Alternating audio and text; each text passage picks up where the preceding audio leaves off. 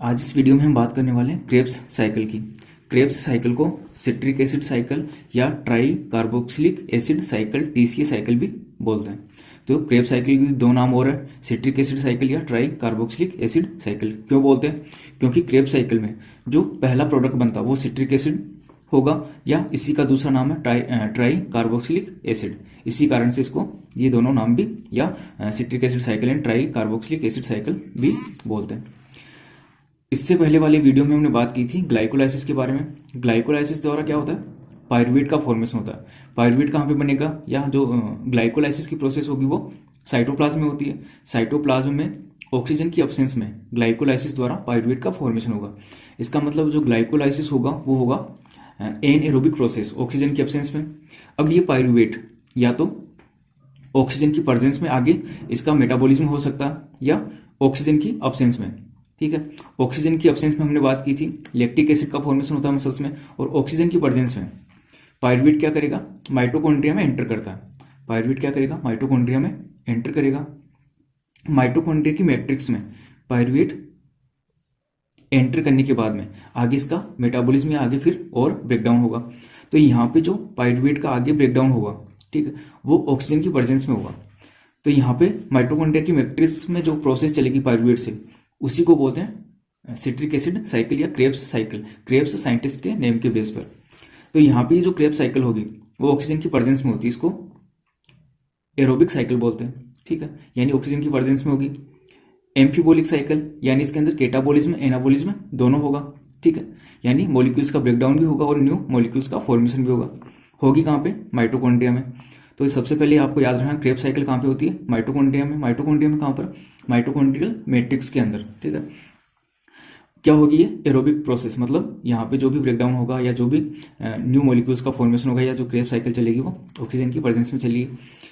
लेकिन जो ग्लाइकोलाइसिस होती है, पहले हम बात कर चुके हैं, वो ऑक्सीजन की एब्सेंस में होगी, एनएरोबिक प्रोसेस होगी, साइटोप्लाज्म के अंदर होगी। अब यहाँ पे हम बात करें क्रेब्स साइकिल की। तो क्रेब्स साइकिल स्टार्ट कैसे होगी? जब साइटोप्लाज्म में बनने वाला पायरुवेट एंटर करेगा कहाँ पर? माइटोकॉन्ड्रियल मैट्रिक्स में, माइटोकॉन्ड्रिया में। तो पायरुवेट जो होता है वो 3 कार्बन का एक मॉलिक्यूल होता है। अब ये पायरुवेट क्या करेगा? सबसे पहले एसिटाइल कोएंजाइम ए का फॉर्मेशन करेगा। एसिटाइल कोएंजाइम ए का फॉर्मेशन करेगा। तो अगर हम बात करें ग्लाइकोलाइसिस एंड क्रेब्स साइकिल के बीच की जो लिंकिंग प्रोसेस है वो है पायरुवेट से एसिटाइल कोएंजाइम ए का फॉर्मेशन। ठीक है, यानी ग्लाइकोलाइसिस और क्रेब्स साइकिल को ये क्या करती है? लिंक करती है, आपस में जोड़ती है। तो सबसे पहले पायरुवेट से एसिटाइल कोएंजाइम का फॉर्मेशन होगा, 2 कार्बन का एक मॉलिक्यूल है। यहाँ पे CO2 रिलीज होगी, 1 कार्बन रिलीज हो गया। साथ ही एंजाइम काम आएगा पायरुवेट डिहाइड्रोजिनेज कॉम्प्लेक्स, यानी इसके अंदर काफी सारे कोफैक्टर्स या एंजाइम्स भी इन्वॉल्व होकर ये यहाँ पे इस प्रोसेस को इंड्यूस करेंगे। इसके साथ ही यहाँ पे NADH NADH का फॉर्मेशन करेंगे, यानी यहाँ पे NADH के रूप में एनर्जी जनरेट होती है, एनर्जी प्रोड्यूस की जाती है। अब यहाँ पे देखना हमें एसिटाइल कोएंजाइम है, ऑक्जेलो एसीटेट एक मॉलिक्यूल है। ऑक्जेलो एसीटेट के साथ मिलकर के, यानी 2 कार्बन का ये मॉलिक्यूल है एसिटाइल कोएंजाइम में। ऑक्जेलो एसीटेट 4 कार्बन का एक मॉलिक्यूल है। इसके साथ मिलकर के एक 6 कार्बन की मॉलिक्यूल सिट्रेट का फॉर्मेशन करेगा। क्या बनाएगा? सबसे पहले सिट्रेट, या इसी को सिट्रिक एसिड भी बोलते हैं, जो हमने पहले बात की थी स्टार्टिंग में, या इसी को ट्राई कार्बोक्सिलिक एसिड भी बोलते हैं। इसी कारण क्रेब्स साइकिल को सिट्रिक एसिड साइकिल या ट्राई कार्बोक्सिलिक एसिड साइकिल भी बोलते हैं। यहाँ पे जो सिट्रिक एसिड या सिट्रेट का फॉर्मेशन होगा वो होगा सिट्रेट सिंथेटेज एंजाइम की हेल्प से। तो यहाँ पे ये एंजाइम इन्वॉल्व होगा और यहाँ पे एक वाटर मॉलिक्यूल ऐड होगा और कोएंजाइम ए रिलीज होगा। ये थोड़ा आपको याद रखना। अब यहाँ पे सिट्रेट से सिस एकोनिटेज बनेगा, ये भी 6 कार्बन का है। सिट्रेट से सिस एकोनिटेज एंजाइम कौन सा होगा? एकोनिटेज एंजाइम। एक वाटर मॉलिक्यूल यहाँ पे रिलीज होता है, यानी डिहाइड्रेशन की प्रोसेस होगी। अब यहाँ पे सिस एकोनिटेज से क्या बनेगा? आइसोसिट्रेट। तो ये थोड़ा सा मिलते जुलते वर्ड है, सिट्रेट, सिस एकोनिटेज और आइसोसिट्रेट। आइसोसिट्रेट का जो फॉर्मेशन होगा वो भी एकोनिटेज एंजाइम की हेल्प से होगा, यानी यहाँ पे एकोनिटेज एंजाइम, यहाँ पे भी एकोनिटेज एंजाइम। ये यहाँ पे सारे एंजाइम्स दे रखे। अब यहाँ पे जो आइसोसिट्रेट है वो क्या करेगा? एल्फा कीटो ग्लूट्रेट का फॉर्मेशन करता है। एल्फा कीटो ग्लूट्रेट का फॉर्मेशन करेगा। ये 5 कार्बन की एक शुगर है, 5 कार्बन की शुगर है। यहाँ पे देखना ये 6 कार्बन की शुगर है तीनों। शुगर नहीं सॉरी मॉलिक्यूल्स है, 6 कार्बन का मॉलिक्यूल है, 6 कार्बन का मॉलिक्यूल, 6 कार्बन का मॉलिक्यूल, यहाँ पे 5 कार्बन का मॉलिक्यूल है। एंजाइम कौन सा होगा, आइसोसिट्रेट जो दे रखा, इसमें डिहाइड्रोजिनेशन की प्रोसेस होगी, डिहाइड्रोजिनेज, आइसोसिट्रेट डिहाइड्रोजिनेज। यहाँ पे कार्बन या CO2 रिलीज होगी, ठीक है, एक कार्बन रिलीज हो गया तो 6 में से यहाँ पे फिर 5 कार्बन बचे, ये तो 5 कार्बन का एक मॉलिक्यूल होगा। साथ ही यहाँ पे ध्यान में रखना NAD से NADH का फॉर्मेशन, मतलब यहाँ पे एनर्जी जनरेट होगी। इससे पहले कहाँ पे बनी थी, यहाँ पे लिंकिंग प्रोसेस में एक NADH का फॉर्मेशन होगा। अब यहाँ पे अल्फा कीटोग्लूटरेट से क्या होगा, सक्सिनाइल कोएंजाइम ए का फॉर्मेशन होता है। अल्फा कीटोग्लूटरेट से सक्सिनाइल कोएंजाइम ए का फॉर्मेशन होगा। ये 4 कार्बन की शुगर है, इसका मतलब एक कार्बन बीच में रिलीज होगा। एंजाइम कौन सा होगा, अल्फा कीटोग्लूटरेट डिहाइड्रोजिनेज। यहाँ पे ये सबस्ट्रेट है तो इसी से याद रखना, अल्फा कीटोग्लूटरेट डिहाइड्रोजिनेज। एक CO2 रिलीज होगी, कोएंजाइम ए यहाँ पे ऐड किया जाएगा जो यहाँ पे ऐड हो रहा है, और यहाँ पे NAD से NADH का फॉर्मेशन होगा, ठीक है। अब यहाँ पे सक्सिनाइल कोएंजाइम ए से 4 कार्बन का मॉलिक्यूल है, इससे बनता है सक्सीनेट, ये भी 4 कार्बन का मॉलिक्यूल है, सक्सीनेट का फॉर्मेशन होगा इससे। एंजाइम कौन सा होगा, सक्सीनेट थायोकाइनेज एंजाइम यहाँ पे इन्वॉल्व होगा। अब यहाँ पे जो कोएंजाइम ए है वो रिलीज हो जाएगा, और साथ ही GDP से GTP का यहाँ पे फॉर्मेशन हो रहा है, GDP से GTP का, इसका मतलब यहाँ पर भी एनर्जी प्रोड्यूस की जा रही है। अब यहाँ पे सक्सीनेट से क्या होगा, फ्यूमेरेट का फॉर्मेशन होगा। एंजाइम कौन सा होगा, सक्सीनेट डिहाइड्रोजिनेज एंजाइम होगा। अब यहाँ पे क्या होगा, यहाँ पे भी एनर्जी जनरेट होगी, किस फॉर्म में, FADH2 के फॉर्म में, FADH से FADH2 का फॉर्मेशन होगा। अब फ्यूमेरेट से देखें तो मेलेट का फॉर्मेशन होगा, 4 कार्बन का मॉलिक्यूल है। एंजाइम कौन सा होगा, फ्यूमेरेज एंजाइम, मेलेट का फॉर्मेशन होगा, फ्यूमेरेज एंजाइम यहाँ पे इन्वॉल्व होगा। अब मेलेट से बनेगा लास्ट में ऑक्जेलो एसीटेट, कौन सा एंजाइम, मेलेट डिहाइड्रोजिनेज, और यहाँ पे भी NADH के रूप में एनर्जी प्रोड्यूस होगी। तो क्रेब्स साइकिल के अंदर हमें ये सभी स्टेप्स, यहाँ पे बनने वाले मॉलिक्यूल और उनके नाम, उनके अंदर इन्वॉल्व जो एंजाइम्स है उनको याद रखना। तो जो यहाँ पे मॉलिक्यूल्स का फॉर्मेशन हो रहा है वो किस प्रकार से याद रख सकते हैं, सबसे पहले बनता है एसिटाइल कोएंजाइम ए, फिर CC सिट्रेट सी सेकोनिटेज, फिर क्या बनता है आइसोसिट्रेट, फिर अल्फा कीटोग्लूटरेट, तो यहाँ पे I के, कीटोग्लूटरेट का मतलब नाम आते ही वहाँ पे अल्फा भी ऐड करना, तो I के, फिर इसके बाद में सक्सिनाइल कोएंजाइम में S, सक्सिनेट S, फिर fumarate F, malate M, oxaloacetate O। तो यहाँ पे इनका केवल 1 लेटर स्टार्टिंग वाला याद रखना, किस प्रकार से, ACCIK डबल S FMO। तो याद करने में आपको आसानी रहेगी, अच्छे से इसको याद कर सकते हो। तो याद कैसे करना है, यहाँ पे ट्रिक की बात करें तो ACCIK डबल SFMO, यानी यहाँ पे ये इनका 1 लेटर याद करके आप इनको अच्छे से याद कर सकते हो, वरना ये इनको थोड़ा याद रखना मुश्किल है। जैसे ही आपके दिमाग में ये 1 लेटर आएगा, इनके साथ जो इनसे मॉलिक्यूल बन रहे हैं वो भी याद आ जाएंगे। कैसे, एसिटाइल कोएंजाइम है, यानी यहाँ पे आपको देखना है एसिटाइल कोएंजाइम है, C से सिट्रेट सी सेकोनिटेज, यहाँ पे क्या होगा आइसो सिट्रेट, फिर कैसे कीटोग्लूटेट, कीटो के साथ में अल्फा यानी अल्फा कीटोग्लूटेट, फिर इससे सक्सिनाइल कोएंजाइम में, इससे क्या होगा सक्सिनेट, F से फ्यूमेरेट, M से मेलेट और ऑक्जेलो एसीटेट। 2-4 बार रिवाइज करोगे आसानी से याद हो जाएगा।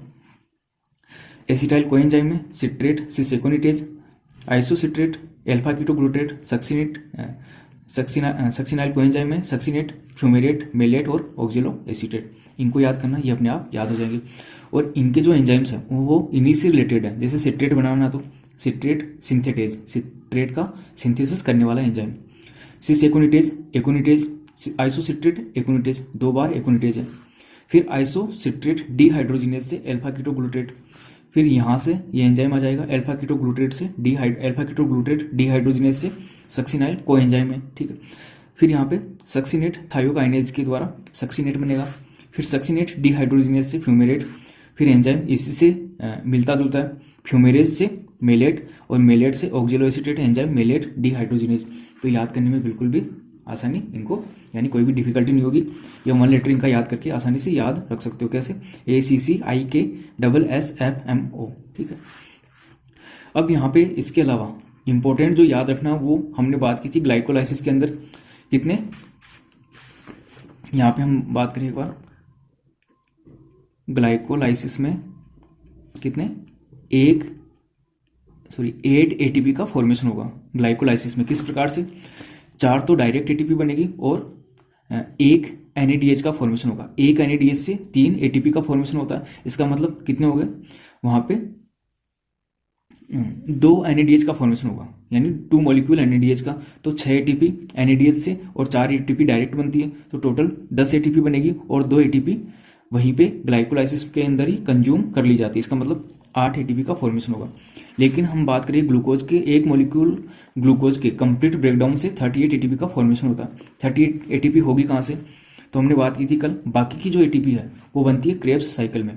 बनेगी कैसे, तो सबसे पहले याद रखना आपको, एक NADH यहाँ पे बन रहा है, एक NADH यहाँ पे बन रहा है, एक NADH यहाँ पे और एक NADH यहाँ पे, तो टोटल कितने NADH हो गए, 1 2 3 4, तो कितने 4 NADH। यहाँ पे हम एक बार इनको लिख लेते हैं, 4 NADH का फॉर्मेशन होगा।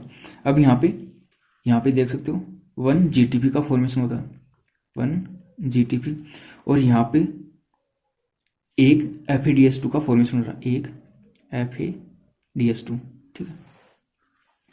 अब हमें ये ध्यान में रखना है, ग्लाइकोलाइसिस जो हमने पढ़ी थी, यानी इससे पहले वाले वीडियो के अंदर, अगर आपने वो वीडियो नहीं देखा तो इससे पहले वाला वीडियो देख करके ये मालूम कर सकते हो, एक ग्लूकोज के मॉलिक्यूल से 2 पायरुवेट के मॉलिक्यूल्स का फॉर्मेशन होगा। यानी हमने यहाँ पे ये जो क्रेब्स साइकिल की प्रोसेस जो स्टडी की है, यहाँ पे देख रहे हैं, वो एक मॉलिक्यूल से देखी है, लेकिन ग्लाइकोलाइसिस में 2 पायरुवेट के मॉलिक्यूल बनते हैं। इसका मतलब क्या होगा, यहाँ पे जो प्रोसेस चलेगी ये सारे मॉलिक्यूल्स क्या होंगे, 2 यहाँ पे इनका फॉर्मेशन होगा। यानी एक से ये सब कुछ बनता है, तो 2 से क्या होगा, यही सभी कुछ, यानी ये मॉलिक्यूल्स डबल अमाउंट में इनका फॉर्मेशन होगा। कहने का मतलब 2 पायरुवेट 2 एसिटाइल कोएंजाइम है। इसका मतलब यहाँ पे NADH बन रही है, तो वो भी क्या होगी, 2 होगी। इतना याद रखना, 2 मॉलिक्यूल पायरुवेट के हैं, तो ये प्रोसेस सारी डबल कर ली जाएगी, डबल हो जाएगी। तो यहाँ पे NADH एक मॉलिक्यूल से दी है, तो होगी कितनी, वैसे टोटल 2 होगी, यहाँ पे भी 2, तो डायरेक्ट यही से याद कर लो, एक मॉलिक्यूल से टोटल 4 NADH का फॉर्मेशन होता है इंटू 2, क्योंकि 2 पायरुवेट की मॉलिक्यूल है, इसका मतलब डबल हो जाएगी। ये भी क्या होगी, डबल, ये भी डबल, तो टोटल 8 NADH, 2 GTP और 2 FADH2। अब एक NADH से आपको मालूम है 3 ATP का फॉर्मेशन होता है, एक NADH से 3 ATP का फॉर्मेशन होता है, तो यहाँ पे NADH से टोटल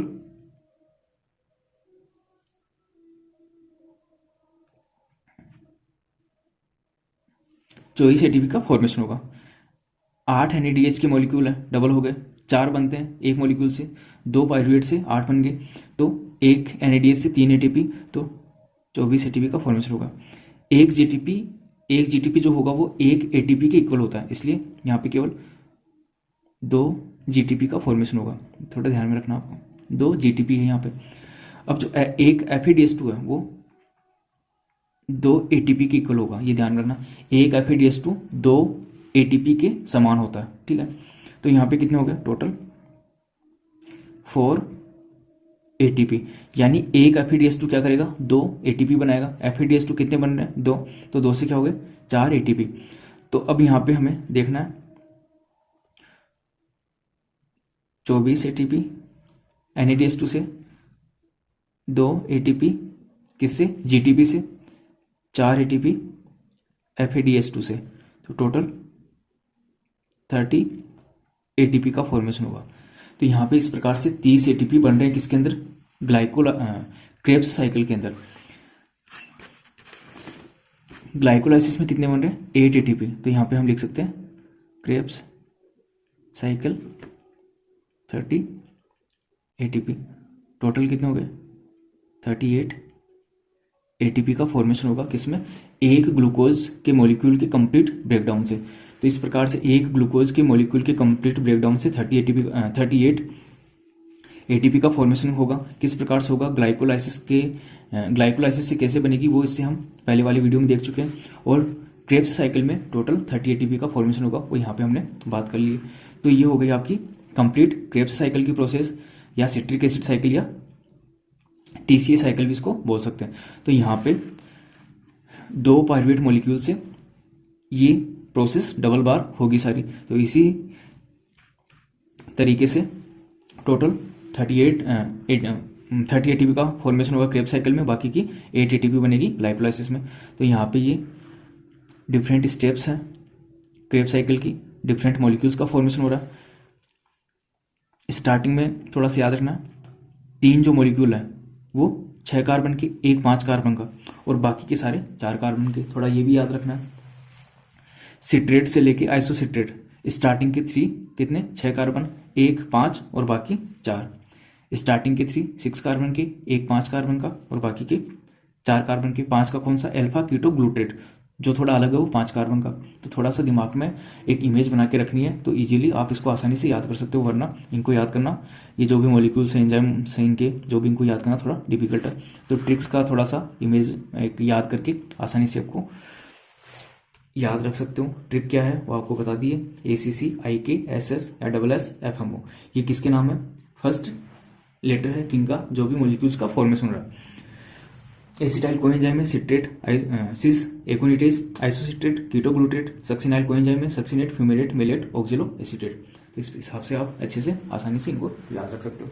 इससे हम आगे वाले लेक्चर में हम बात करेंगे कि ETS या इलेक्ट्रॉन ट्रांसपोर्ट सिस्टम या इलेक्ट्रॉन ट्रांसपोर्ट चेन क्या होती है, किस प्रकार से NADH, यहाँ पे जो NADH बन रहे हैं, और FADH2, ये किस प्रकार से ATP फॉर्मेशन में इन्वॉल्व होंगे, यानी इनसे किस प्रकार से ATP का फॉर्मेशन होगा। ये आगे जाके इलेक्ट्रॉन ट्रांसपोर्ट चेन में एंटर करेंगे और वहाँ पे फिर ATP का फॉर्मेशन